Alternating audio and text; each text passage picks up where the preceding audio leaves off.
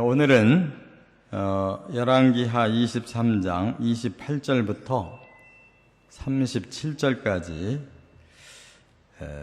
급격히 쇠퇴해간 유다, 급격히 쇠퇴해간 유다 이라는 제목으로 말씀을 상고합니다. 이제 오늘 내용이 역대하 35장 36장에도 나오고 또 예레미야 22장도 오늘 본문의 내용이 같은 시기에 쓰여졌어요. 그런데 요시야 왕이 이렇게 종교개혁을 일으켜서 희망이 싹 텄는데 갑자기 요시야 왕이 죽습니다.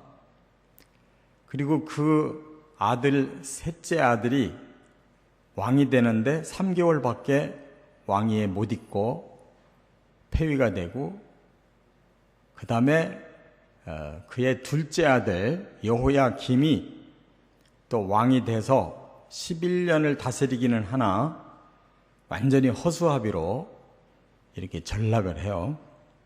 거기까지 오늘 내용이 나오고, 그 다음에 이제 오늘 본문 이후에 또 역사적인 순서는 19대 왕 여호야긴이라고 하는 또 여호야김 왕 아들이 또 3개월 잠깐 하고는 또 폐위되고, 또 마지막 왕 20대 시드기야, 바로 요시야 왕의 이제 막내 아들이, 넷째가 이제 왕위에 올라가긴 해도 그가 11년 재위하고 바벨론에게 완전히 멸망당해 죽어요. 그러니까 이 오늘 본문부터는 이제 유다가 망하는 길로 아주 직접 들어선 겁니다. 왜 그럴까? 그 이유를 알아야 되는데, 오늘 본문에는 나오지 않았지만 이미 하나님이 밝히셨어요. 요시야 왕이 종교개혁을 해도 이미 쌓여있는 죄악을 너희들이 씻을 수가 없다는 거예요.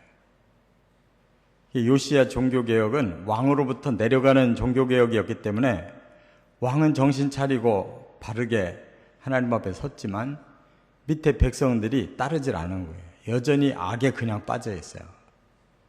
그러니까 요시야는 미흡한 겁니다. 그럼 누구의 그 죄악이 그렇게 많이 쌓였냐?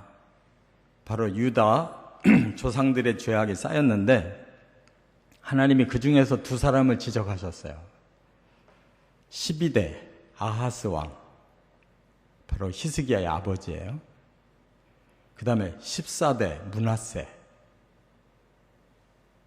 바로 히스기야의 아들이에요.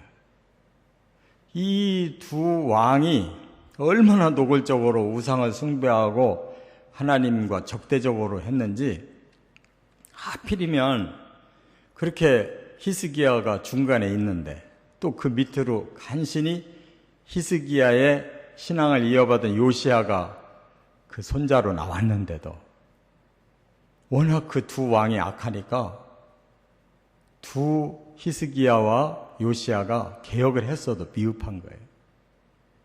결국 나라가 안 바뀌었습니다. 그래서 이렇게 하나님이 이제 처단을 하시는 걸 볼 수가 있어요. 그렇기 때문에 이제 오늘 세 사람이 나오는데 세 사람이 어떻게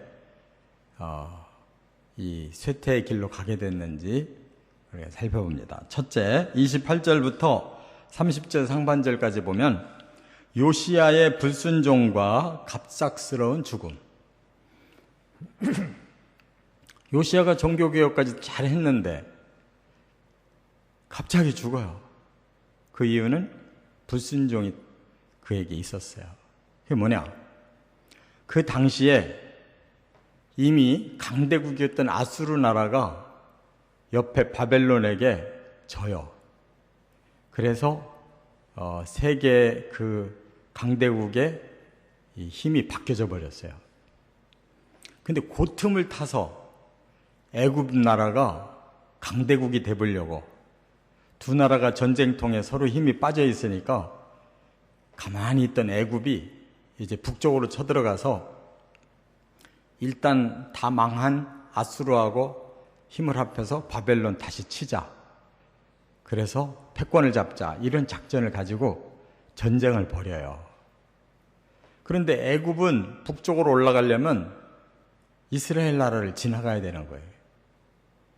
그 길목이 무기또라고 하는 군사 요충지가 있어요. 이게 신약 요한계시록에 보면 아마겟돈이라고 써 있는데 그 무기또에 요시야가 나가서 막은 거예요. 왜 우리나라를 이렇게 거쳐서 가냐. 그런데 하나님은 반대로 이 전쟁이 일어나기를 원하고 계셔요. 왜냐하면 유다를 위해서 강대국끼리 싸워서 힘이 빠지는 것이 하나님의 생각이에요. 근데 요시야는 하나님 앞에 물어보지도 않고 자기들의 생각으로 전략상 그래도 저 북쪽 나라가 강한데 애굽이 괜히 달라들어가지고 우리까지 손실이 나면 안 된다 생각해가지고 애굽을 막은 거예요.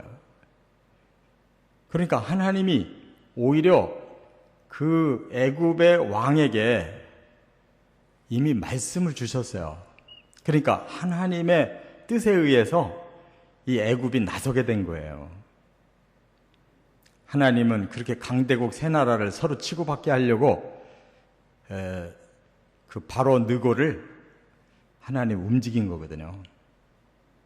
그래서 요 내용이 열왕기 하에는 없지만 역대 하에 보면 그 35장에 그 내용이 그대로 잘 나와요. 그래서 거기서 뭐라고 말을 하냐면 그 바로 느고 그 애굽 왕이 요시야 보고 이게 너희 하나님 뜻이다. 그래서 우리가 지금 저 북쪽 나라를 치러 올라가니까 넌 가만히 있어라. 하나님 뜻을 너 방해하지 마라. 아, 그랬는데도 요시야는 자기 생각에 골똘해가지고 그 얘기 듣기를 싫어하고 변장까지 해가면서 애국 군대와 맞서 싸운 거예요. 자기가 아무리 전략가라 할지라도 변장을 했다 할지라도 거기서 부상당하고 죽은 거예요. 그러니까 요시야가 종교개혁까지 잘 했는데 영성이 약해진 거예요. 하나님을 중심으로 그렇게 살려고 애쓰던 사람이 왜 그 중요한 전쟁을 자기 생각으로 나서냐고요. 하나님 지시도 없는데. 반대로 적국의 왕이 하나님 뜻을 깨우쳐 주는데도 불구하고 그가 완전히 마음을 닫고 그대로 전쟁에 임하니까 죽임당한 거예요. 그러니까 우리가 아무리 하나님의 종이라도 하나님의 뜻에 순종하지 않는 이상은 하나님도 어쩔 수 없어요. 큰 대세를 이루어가는데 엉뚱한 짓 하면 하나님 종이라도 그는 아웃당하는 거예요. 그래서 요시야가 갑자기 죽는 바람에 그냥 유다 나라가 급히 쇠퇴하게 된 거예요. 한참 종교개혁으로 일어나다가 마지막 한 번 불순종이 이렇게 망쳐버렸다, 유다를. 그러니까 하나님의 뜻을 받드는 사람이 계속 하나님 뜻이 뭔가를 묻고 계속 하나님 뜻으로 가야지 어느 정도 하나님 뜻대로 했다고 해서 그 다음은 지 맘대로 한다는 것은 하나님 앞에 있을 수가 없어요. 100% 하나님 뜻으로 나가야지 거기서 한 번만 옆으로 삐끄러져도 방향이 달라지는 거거든요. 하나님 그런 사람 쓸 수가 없어요. 그래서 요시야가 죽음으로써 이제 망조가 들은 거예요. 마지막 희망이 꺾여버렸다 그 말이에요. 두 번째, 30절 하반절부터 36절까지는 여호아하스의 악함과 폐위가 이제 뒤를 잇게 돼요. 여호아하스가 누구냐? 바로 그 요시야 왕의 셋째 아들이에요. 네 아들이 있는데 첫째 아들은 완전히 무능하고 셋째 아들이 제일 똑똑하다 생각해서 백성들이 여호아하스 셋째 아들을 왕으로 세워요. 그런데 이미 애굽에게 요시아가 졌기 때문에 이미 그 지배권이, 유다의 지배권이 애굽에게 들어가 버린 거예요. 자동적으로. 그 유다 나라의 무기또에서 왕이 전쟁에 패해서 죽고, 백성들이 여호아하스를 왕으로 세웠어도 애굽의 왕이 인정 안 한 거예요. 그래서 3개월 만에 폐위당해요. 그리고 애굽으로 끌고 가서 여호아하스는 죽어요. 그 요아스도 죽고, 그 셋째 아들 왕에 올라갔어도 3개월 만에 바로 느고에게 폐위당하고 끌려가서 애굽에서 결국 죽고, 나라 꼴이 엉망이 된 거죠. 왜 여호아하스는 이렇게 불행하게 됐느냐? 여호와 보시기에 악했다 그랬어요. 오늘 본문에 보면 분명하게 32절에 여호와 보시기에 악했다. 그러면 3개월 만에 무슨 악을 그렇게 저질렀는가? 이미 그의 모든 마음을 다 알고 계신 거예요. 그 사람이 왕이 될 자격이 없는데 그냥 신하들과 백성들이 임의로 뽑아서 세운 거예요. 셋째 아들이 똑똑하다고. 그러나 하나님 보시기에 틀린 사람이에요. 악한 사람이에요. 그 내용을 바로 예레미야 22장에서 정확하게 밝혀주고 있어요. 그가 뭐가 악했나. 그는 왕이 되면서 자기 궁전부터 새로 짓자고 하는 사람이었어요. 그래가지고 탐욕에 빠지고 또 무죄한 자의 피를 흘리고 압박하고 포악을 행하고 3개월 만에 한 일이 자기 궁전 화려하게 백향목으로 짓는 것만 주관한 사람이에요. 그 지금 백성들이 지금 나라가 망하려고 하는 판인데 자기 궁전이 뭐가 급해. 그래서 예레미야에게 하나님이 그걸 알려주시는 거예요. 저 사람은 저렇게 악하다. 그러니까 바로 느고에게 붙여가지고 그냥 3개월 만에 폐위돼 버리고 애굽으로 끌려가서 죽어버려요. 이건 하나님이 진노하신 거지. 이와 같이 사람은 몰라요. 사람은 세워놓으면 겉으로 보면 멀쩡하고 훌륭해 보이는데 그 속이 이미 바탕이 틀린 사람. 3개월 만에 끝나니까 다행이지 더 오래 했으면 나라가 더 빨리 망하는 거예요. 이런 사람이 하면.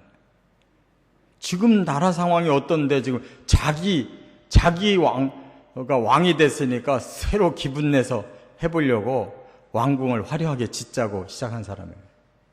그것도 백성들 돈을 다 착취해가지고. 이런 나쁜 놈을 하나님은 3개월 만에 폐위시키기를 다행이잖아요.